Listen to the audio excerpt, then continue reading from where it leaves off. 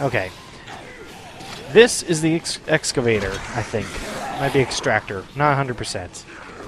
Could have read it. Could go back. Not going to. This is what it does. It pretty much insta-kills a zombie, and then you can run around and just beat the shit out of other zombies using that zombie, and you watch his limbs fly off and a bunch of other awful stuff happen. You can also, at any time, press the X button and throw that zombie, just sort of slingshotting him off the end. Great, great, awesome animation on that thing. Not really practical to carry around, so kind of just left some time for it here in the LP, but like I said, I'd be remiss to not show it. Oh my god, that was a lot of blood straining through that thing. Anyway, we're going to skip some time and go straight to the security room for the next cutscene, because nothing really happened in between. Take a look at this. The guy being dragged? I think it's Carlito. You could be right. Where is this? The basement of the North Plaza. Right in front of the butcher shop. Oddly enough, the next section of the game requires us to rescue Carlito, the guy we've, almost murdered 6 times. But, in the meantime, we'll go ahead and take care of Simone's request. Right. Get away from me! Gotcha. Knock it off! It's kind of unfortunate how loud these survivors are. Okay. Acting like that. Right. Hey! Anyway, Simone's big deal is she wants a handgun to basically shoot herself in the face in case she turns into a zombie. Get away from me! Okay. So here you have the option to give her a gun, or you can just walk away. Just note that if you give her the gun, absolutely nothing happens aside from you getting 10,000 PP. So don't worry, nothing happens, she doesn't go crazy, kill everyone, cause a mutiny, anything like that. We're actually too far in the game for another side request to happen like that, and I'm pretty certain there are no dual requests. So yeah, it's totally safe. And we're at about halfway through the entire scoop, and at this point I believe another request should be coming soon, so we'll give it a second. I'm sure Otis will call. Yep, speak of the devil. This time the request is from Cheryl, and she's apparently pretty cute according to the creepy old black guy. So we're going to go back, and we might as well take the time. Now, again, as I was saying, this is going to be spliced together here in a second, mostly because I would never really truly waste the time to do these requests. They're only worth 10,000 PP each, and in a minute, or later on, probably next episode, you'll see why that's completely just retarded to bother wasting this time for these requests. Plus, you get to skip out on the incredibly weirdness of this next section.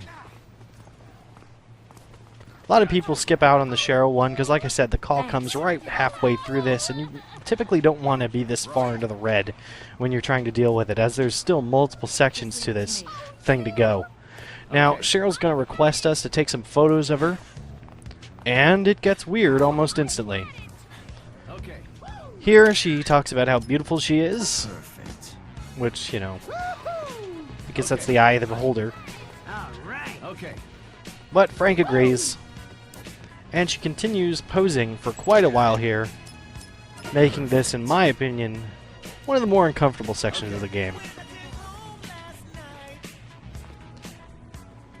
Now, it's not really, in my opinion, because of the overtly sexual nature of this, which, whatever, fits her character, I guess. She wants to be remembered as a pretty, beautiful, seductive girl. And I mean, people take photos of those seductive... Wow, that's a weird face she made. People take photos of seductive girls all the time. You'll also see there's 3 major sections where you can get points for taking pictures on her face or boobs, and later, the almighty Punani. You can also get a little bit here from the back for showing her panties there. Like I said, this is... My problem with this is not the sexuality. My problem with this is how odd it feels in the game. This just doesn't feel very natural. Frank's a war photographer, not a pinup calendar photographer. I mean, I guess maybe he'd do this to placate her, but really, this is just kind of odd and Fantastic. very Japanese. Fantastic. But it's fantastic. Fantastic. Now you can score up a lot of PP here. Like I said, you just keep snapping photos over and over. There we got a drama one, which signifies it's over. Okay. And the request is fulfilled. Now, again, this is only 10,000 PP. Really, completely not worth wasting your time and making it so that you have to deal with Carlito with less time. So again, let's do a quick transition. And we are now all the way over at the entrance to the maintenance tunnels. Since the barricade is now gone forever, we can use the car, which provides a little bit more hitting room compared to the... Whoop, I guess it let me hit that fucking lamppost, which not really my plan. But it does allow a little bit more clearance and a little bit more zombie kills if we're trying to score some PvP bonuses. Oh yeah, explosions. Frankbot likes killing the zombies. Oh wow, that's a lot of freaking zombies. Let's do some backwards donuts. For some reason this car handles a lot better in reverse. Forwards donuts, not so good. But you pop this bitch into reverse, you can clear this whole section if you do it right. Let's see if we can get this going. Close. Let's try to get a little more in there. There we go. This is gonna be good. Oh yeah. Gotta love zombie donuts. Anyway, that's enough for the car. And we'll head right into the meat processing area.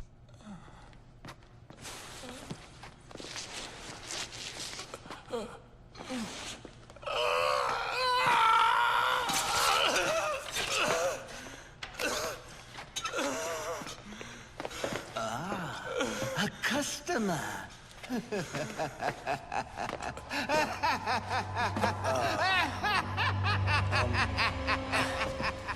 That guy over there. I mean, that meat. Oh, this is good meat, huh? I just got it in here. It's fresh. You just wait right there, sir. In a moment, you can try the best ground meat you've ever tasted. Whoa, ground? Wait a minute. Listen, I had something else in mind. Zombies are no good. I can't serve my customers spoiled meat like that. I have a reputation to uphold. Trust me, I'm a butcher.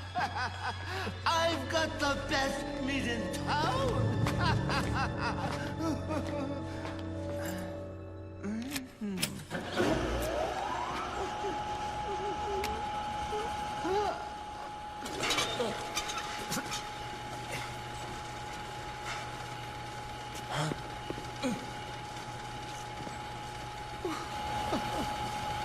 Okay, well, this isn't awkward. Anyways, Larry's another one of the bosses that will not activate until you attack him. Kind of like Joe from the Women in Trouble scoop. He can throw meat at you, which does pretty goddamn heavy damage.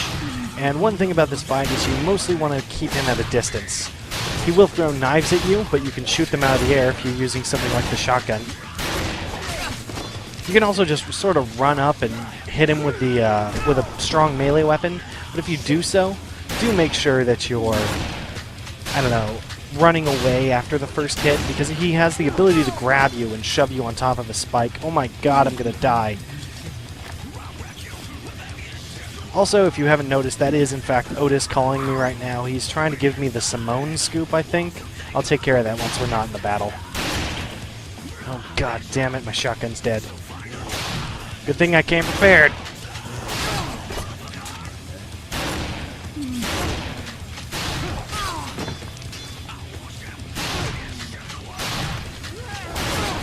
Wow, I am not hitting those out of the air at all. We'll go over here, get some more health back. And you know what? Let's use this fancy schmancy machine gun we got from our survivor. Fortunately, this does a decent amount of damage, but not quite enough to put him away, which means that Larry's going to run for a slop bucket.